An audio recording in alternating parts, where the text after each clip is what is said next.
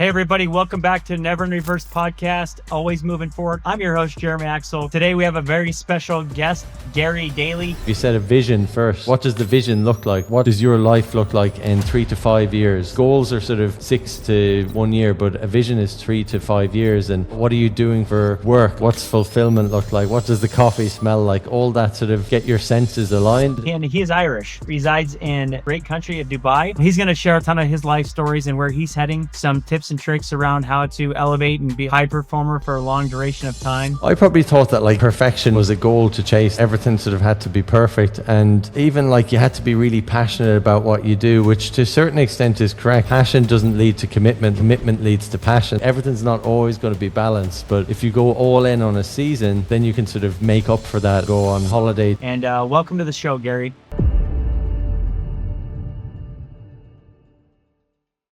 Hey everybody, welcome back to Never in Reverse podcast. Today we have a very special guest. Hey Gary.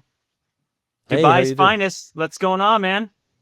All good, all good. Excited to do this, and yeah, loving your setup, especially the microphone. So how's everything going over in Dubai? yeah, all good, all good. Having an amazing experience. I'm here like 3 years, and yeah, very, very happy to be here, and yeah, all good.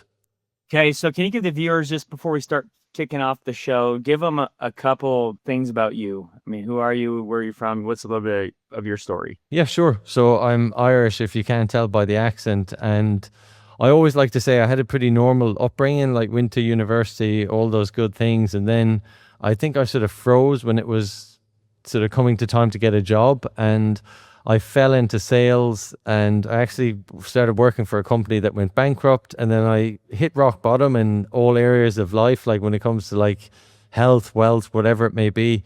And then I found like business seminars and life seminars, and that just sort of set me up on a new trajectory.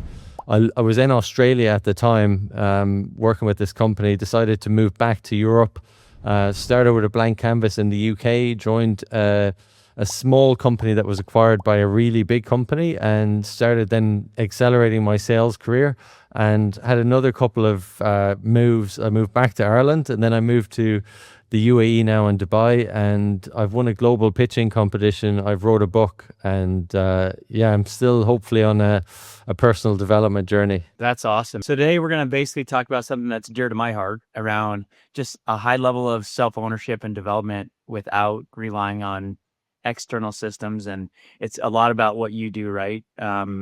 So can you tell what you're currently doing in your career? Can you let the viewers know before we dive in? Yeah, sure. So, I mean, there's a couple of different things. So I work in sales in the UAE. So I work for a large Fortune 500 company, and I've sort of progressed from like a very junior position into a more senior position. So I sell like one of the best, I guess, technologies that you can provide out there to all sorts of sort of commercial and enterprise customers out here. So as you know, like sales can be quite challenging. You know, one day you could be on top of the world, the next day maybe not so much. And yeah, you can go exactly. up and yeah.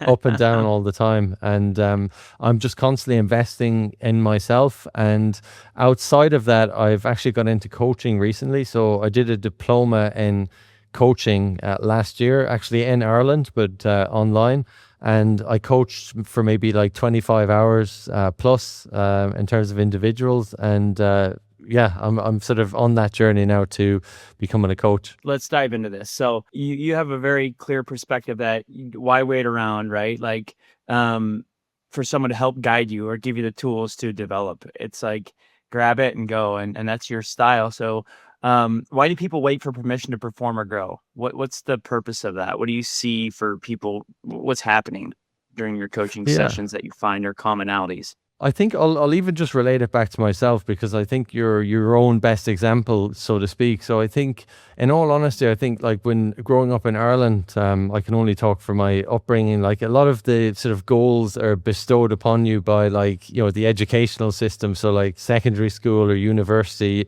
it's sort of already formed when you're younger. Like you go to school, get a good job, like everything is about your grades. And I think then you almost like freeze then when you go into the big bad world, and you're like, okay, now I have to make this decision. And you can probably fall into a rut, because like your whole life up to that, you were just waiting on like the adults or your elders to sort of make the decisions for you. So I think from my experience, that's why. And also it could be a bit scary as well, like up until you realize that like everything is on you.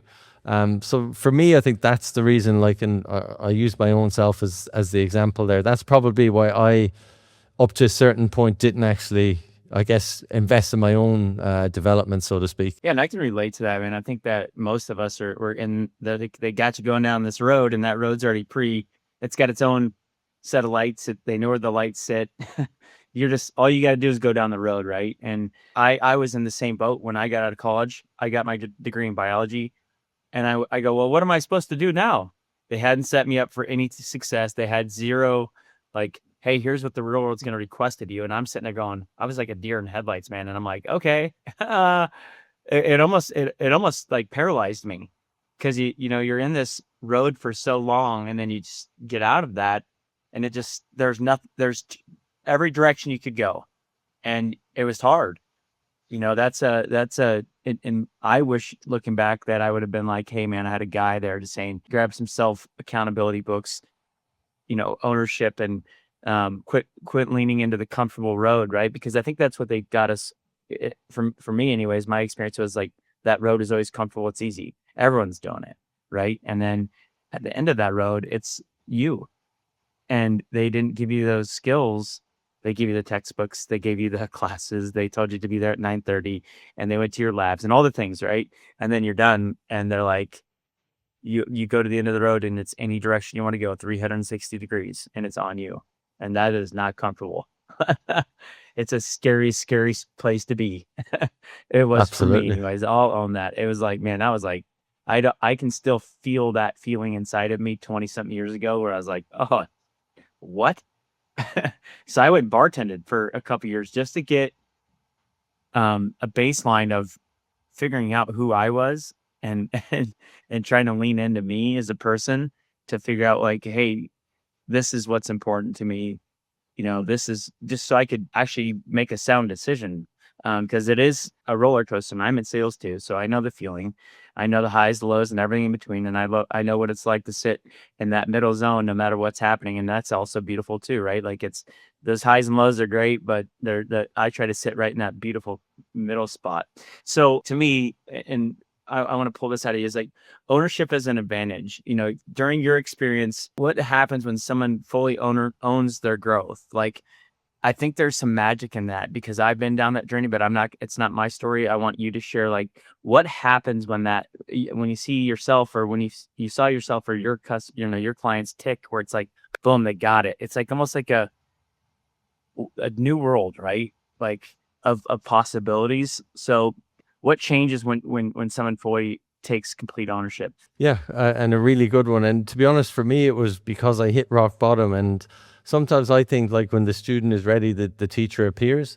And what I found then, when I started going to these business seminars, and I guess I started taking ownership of everything, it's actually quite, I guess, like, liberating in a way, because it's like, no matter what, everything is on me. And I found that was amazing, because then there's no wasted energy of like pointing the finger at, oh, this person is to blame, that person is to blame. Like, when I'm in a company, as an example, I don't blame the company. Why aren't you investing in me? Like, I'll invest in myself, as an example, and anything they do is a bonus. So I just found like there was no wasted energy. I got my sort of power back, so to speak, from that. And of course, at the start, it's scary, right? But there's this sort of book, or saying, should I say, it's called The Man in the Arena. And it's basically like, as long as you're in the arena, you're probably always going to have a little bit of self-doubt. But that sort of means that you're growing and you're developing, because if you don't have self-doubt, then you're just in the stands and you're just watching everyone else in the arena. So I always sort of take comfort from that, because when you are on the journey, like, it's not like everything is rosy all the time. There is always going to be self-doubt. So, and I saw that in the coaching as well. It was, the coaching is amazing, because coaching was very different to what I thought it was. I probably related it more to like giving advice or mentorship, but then I found in the coaching it was completely non-directive. It was active listening to the particular clients, as an example, and you could literally see the penny drop when they were sort of saying something in their head out loud for the first time. And because I created space for like an hour and their day, they were actually able to be like, oh, like I've always known this, but now I'm just saying it out loud for the first time. And that was sort of liberating for them. So you can see that they're sort of on that journey. And once again, when the student is ready, the teacher appears, they sign up for coaching, right? Whether they know what's going to happen or not, but that sort of sets them off on their journey then. And maybe they, you know, as you said, if they invest in books, whatever it may be, then they're on that journey. You just got to start one way or another. Yeah, and I think it's just, when you start getting, because I'm on this, just to be open, I'm on a journey right now that's very unique to me. It's pushing me and making me stretch, and it's not comfortable. It's not what I've felt has been a safety net. That comfort zone, that initial bubble, so to speak, is easy, right? We've done it this way our whole lives. These are the things that have kept us safe.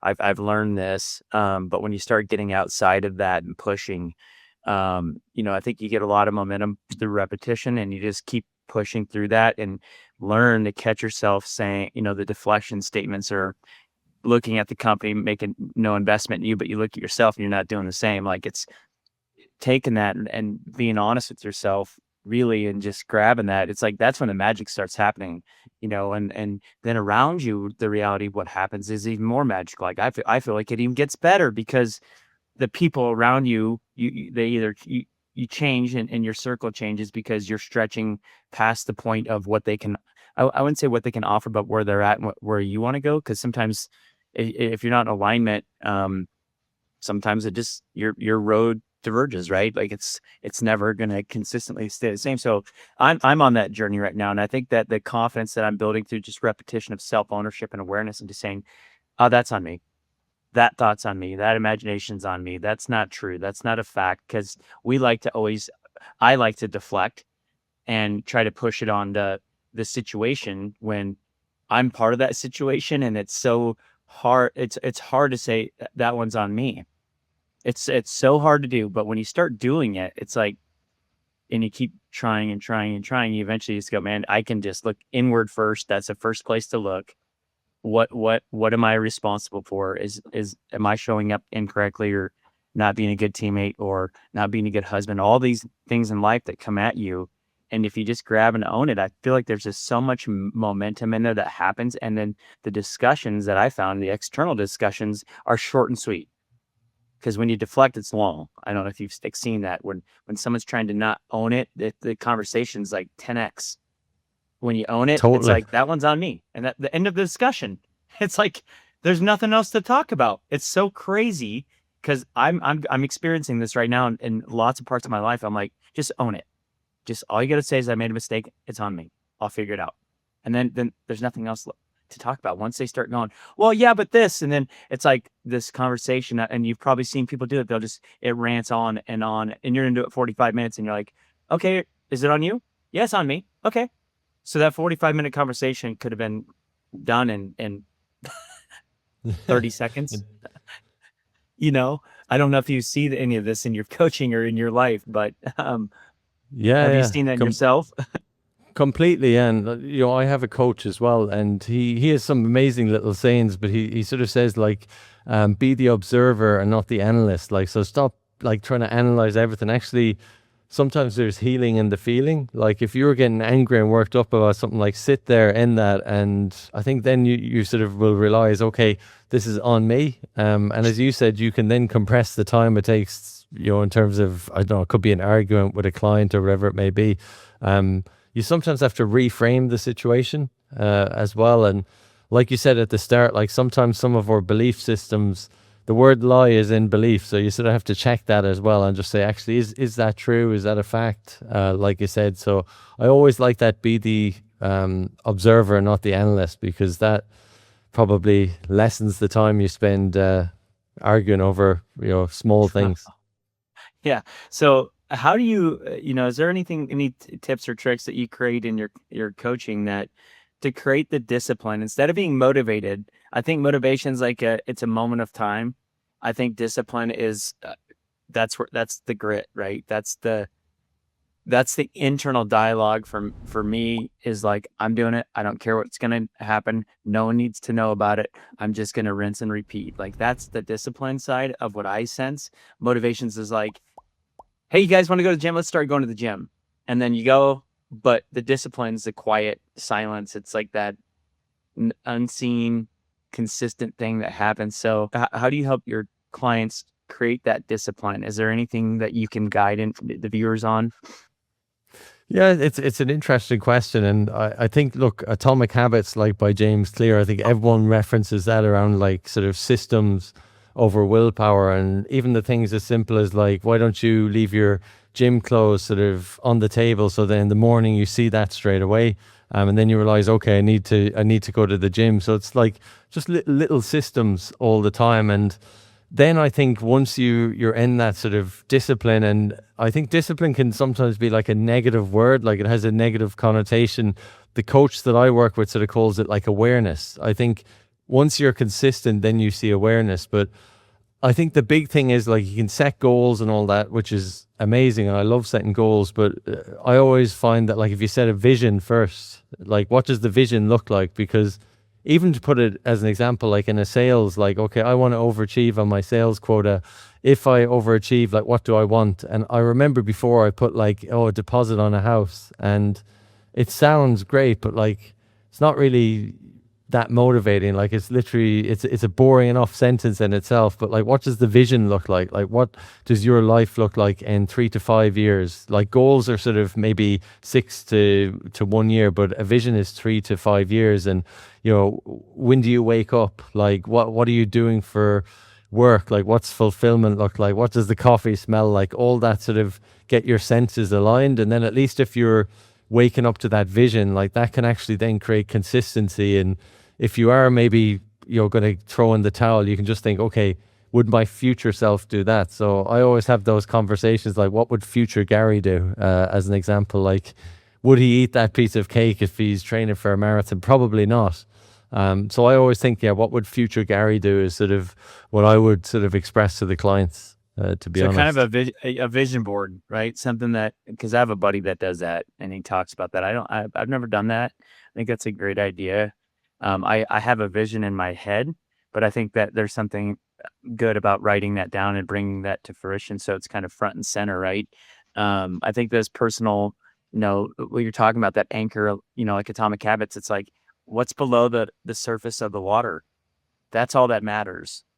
Everything else that people can see, that's all. To me, it's like it's either smoke and mirrors or a derivative of the framework, right? And we a lot in our culture, it's hard because we see all this top level stuff. It's all good. Instagram reels, instant, Yeah. everyone's got it's all good. And the reality of it is, and I've seen this before, is like when that happens and they're smoke and mirrors and they're trying to make it, or they're trying to mislead someone, typically they don't last. And it's because of framework. They don't have the discipline. They don't have kind of that underlying anchor and that vision board and the grit to just realize that they can push through those moments. So I think that the consistency of doing things repetitive and learning along the way and having grace for yourself, understanding that you will fail, but I don't think failing's failing. I think you're learning because you're trying. I think you really fail when you do nothing, right? Like sit in the moment, do nothing. That's to me, that's the failing point. But trying along and messing up and taking different roads, I do it all the time. And I'm like, okay, there's a tax. There's a tax in life of trying. And it's going to cost you time. It's going to cost you money. It's going to cost you friendships. It's all these things that are going to occur. But if you try, at least it's like, well, I won't do that again. Or, hey, that one worked out really well. I think that's a good group of people. Or I like that social circle. Or I like that vendor. But if you don't try, you'll never experience that stuff. And I think limiting yourself to that comfort, like we started with, is like, man, that bubble can contain you forever. And I see it. I know a lot of people that have never left that bubble, man. And I'm like, this world is so big. The judge in me is going, what are you doing? Like, I'm over here, like, let's go. But they need a coach to just kind of kick them out on the edge a little bit, get outside of that and see what you're missing. Cause that the insides can keep you wrapped in tight. because it's easy. I know it. I always feel, I mean, it's about safety, right? Like people live in that bubble because of safety elements. So imagine just, the stretches and just learning to be consistent and having a coach like yourself just kind of push you. Hey, what about this, man? This was on your vision board. Oh man, and now there's accountability, right? Like the importance of a coach to me, and I'm sure you can attest this, is like accountability partner. Like you're gonna lean into that moment with grace, but you're gonna also hold them accountable, which is probably not, some people don't like that, but is that part of what you offer? Is just the accountability side? Yeah, completely. And just to go back to what you were saying about like obviously the social media, I heard this week, and I never heard it before. Like reels aren't real, as well. Oh, Which is an interesting one.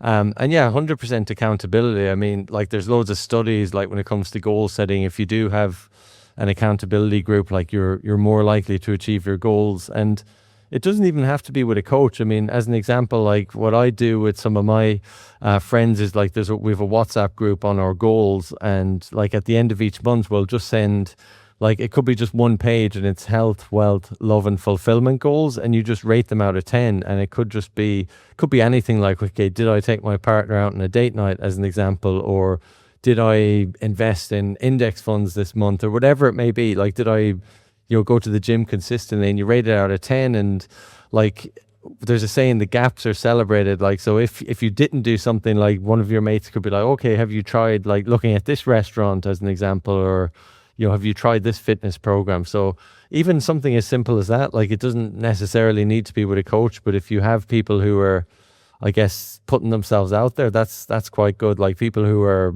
I suppose, ambitious, so to speak. But definitely then when it comes to coaching, having someone who can sort of keep you accountable is quite good. Like where you'll have like a weekly check-in, like you mentioned you're going to do this, how are you getting on? And if you yeah. haven't done it, like what's your plan? Yeah, and I think that's awesome you guys do that. I got some similar setups like that, and I think it's important. I know that, you know, high performing sales reps or executives, etc. The sustaining of that high performance over time, you can get into burnout quick. Because I'll tell you, man, like I will work 16 hours a day if my family let me. And it's not a good thing, right? I can do that, and I have the willpower within me to do it, but it's not sustainable. It's one sided. What actually sustains, high performers long term in your view? What are some things that you could give the audience, like, hey, listen, here's some things that I've seen that can help you have a balanced, high performing life. That's, because males typically want to achieve. I do anyways. And there are a lot of high performing women though too. And it's like, you got to be careful not getting burnt out, or just getting all to your career or all to your marriage, because you got to have this holistic bucket balance, right? So what do you think sustains that high performance for a duration of a long time? Yeah, so and once again, I always reference my coach. He's a guy called Aidan O'Brien, an Irish guy who's here in Dubai, and he always talks about seasons. Like, what seasons are you in? And he talks about going all in for like 90 days. So it could just be like, okay, I'm approaching, like as an example in work, I'm approaching the fourth quarter. So okay, I have in these 90 days, like, and you have to discuss it with your partner. Like, I need to go all in. I need to do unsociable hours. But at the end of those 90 days, guess what? We're going to go on, it could be a holiday to wherever it may be, right? So that at least you're sort of in agreement with that. And it could just be, okay, now I've done all the work stuff. Like now I'm going all in on family. Like it could just be, I'm going to start a family, so I need to go all in on that. So he's like, there's never really balance per se. Like everything's not always going to be balanced. But if you go all in on a season, then you can, then you can sort of make up for that. And, some people will be like, but if I go all in, I won't be able to hang out with my friends or do whatever it is, social events. But then if you're doing it to sort of reach your potential, and that's where you ultimately want to go, then it's ultimately like a good thing. So you have to realize, like, why am I doing all this as well? Like, don't just do it sort of without a plan in mind. Or once again, going back to the vision, like what is the vision? Like, it could be, maybe it's like, I want to retire by such a date. I don't know. And then maybe you have to go all in for a certain amount of time, but know why you're doing it as well is quite important. And I always say, like, I don't have all the answers to this, but it's you do sort of see patterns, and you do see, once again, I'm a coach who has a coach as well. So then you sort of learn from those people, and sometimes learn from mistakes, and sometimes learn what they've done really, really well. And I think we all have really good intuition as well, but it is just sort of sharing that in a safe space, again, is important. Yeah. Yeah, and I think you're right. I mean, I've never done sprints like that. I'm usually like full speed ahead until I can't do it and I'm tired, and Yeah. then it could be a long period of time. I'm one of those guys that just has a I can do it, but I for probably years, unfortunately, but it isn't healthy. And I've gone down some really low periods of entrepreneurship in myself, and business is doing good. I'm not, right, and I'm just quiet. Got to act like it's good, but I've learned that I don't have to do that. But I think these tactics are great, and that vision's great, and then it's just the long term consistency, and thinking towards that and adapting is you've learned, not failed, right? You can adjust and take ownership in how you did that. Maybe you tried something that wasn't what you thought it was, and you don't enjoy it, so you can pivot differently. You don't have to say, I'm going to keep doing that because I agreed to it. Maybe you just drive a different direction a little bit that's going to be more sustainable and give you those tools. As we wrap up here, I got a few questions for you. What Sure. belief about performance did you have to unlearn the hard way? I probably thought that, like, perfection was a goal to chase. Like, everything sort of had to be perfect, and even like you had to be really passionate about what you do, which to a certain extent is correct. But I heard a phrase before, and it was basically, passion doesn't lead to commitment, like commitment leads to passion. Like, for instance, in work, like, I didn't really know about the technology that I sold, and it's not like I was passionate about it to begin with, but I dedicated myself to it, that then eventually you do sort of become passionate about it if you commit yourself to it. So that was probably a good learning, I think, for other people out there as well. Absolutely. What are people still getting wrong about discipline? What do you think? What do you think that isn't people miss? Once again, discipline, I prefer the word awareness, I think, because Sure. discipline, once again, in my viewpoint, I mean, maybe that's why they get it wrong about discipline. Like, if you have awareness of, like, why you're doing it, then that's good, because just having discipline for no end goal probably doesn't make sense. So I think flipping discipline to awareness for some people actually might help. I can agree with that. I think awareness, I'm in that right now. Like, I think awareness during a situation is a lot more important, because then I feel like it's an internal connection. Like, hey man, I did that. That's a route I typically go during this situation with a coworker or with my spouse. I need to grab that. I'm aware that it's there, and just sit in that, because awareness is the first step, right? Like, and then become more, hey, here's the path I'm going to take. Here's the path, and just keep trying, right? And I think they work kind of together, but I think you need to be aware before you can be disciplined, right? I think it's like because that if you don't acknowledge it, it's like those patterns continually happen, right? It's easy just to keep going to that Yeah. comfort zone, that little bubble, and that stretch. The stretch is where awareness and to me discipline happen. But awareness can also happen when you realize you're going backwards. Like, oh, here we are again. I've every 6 months, or the gym. The gym's a perfect example. January 1st, boom, the gyms are ripping. I mean, they're going in there. They're going to be the next Olympic, you know, 400-meter race winner. And now 2 weeks later, it's empty. And those patterns in our society are consistent. It's because that instant gratification, the results weren't there in 2 weeks, all those things. And I think that what you're saying is just pull that back and get the awareness side down. Why is that happening? What's inside of me that's triggering that?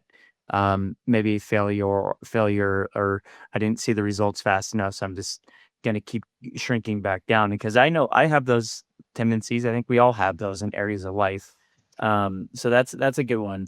If you have to reduce your entire approach to one principle, what would you tell the audience? There's one thing that's like, hey, in life, from what you've learned and all your investments in yourself, and then clients investing into you, what does that look like? What's one key approach that you'd condense it to? So I read a book last year, and it was called The Four Agreements. And the first agreement, I think it was the first one anyways, was basically like, always be impeccable with your words. And I love that. Like, 'cause if you say you're going to do something, do it. And, if you don't know the answer, I don't know the answer. So I think just full transparency, but always be impeccable with your word, because it all goes back to you, in a way. And like, you can't, fool yourself, so to speak. So I think that was a big one for me. Yeah, that's so. And what was the name of that book again? The 4 Agreements, it's called. The 4 Really Agreements. good book. And Yeah. we have a book club, so I'm gonna have to grab that one. Well, thank you so much for joining us, man, and giving the audience insight into what it looks like to be super accountable and self-aware. And there's obviously a ton of gold nuggets. If they want to reach out to you and chat directly with you, do you do remote coaching, or is it all local or completely remote? So yeah, builtbylessons.com is the name of the website. So if you go there, you'll find me, as well as LinkedIn. Thanks for joining us, dude. Until next time, and appreciate you, man.